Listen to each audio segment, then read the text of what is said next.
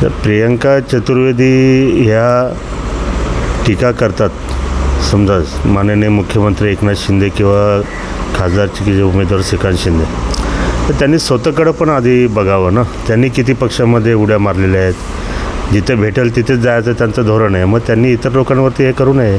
आम्ही तर उठाव केला होता आणि त्यांच्याजवळ काय माहिती का, कुठलाही विकासाचा अजेंडा नसल्यामुळे, सांगण्यासारखं काही नसल्यामुळे मग ते असे पिक्चरचे उदाहरण देत असतात. हे असं लिहिलं होतं, पिक्चरमध्ये दाखवलं होतं वगैरे, असं ते वगैरे.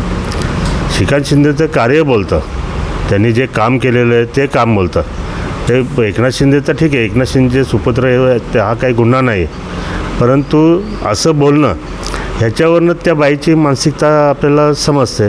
आता महिला आहे, आपण तिच्याबद्दल जास्त काय बोलू शकत नाही, परंतु त्यांनी आधी हे सर्व बोलताना स्वतःकडं बघावं का आपण खासदारकीसाठी किती ठिकाणी फिरलात, आधी कुठं गेलात, ते आधी विचार करावा, नंतर दुसऱ्याकडे बोट दाखवावं.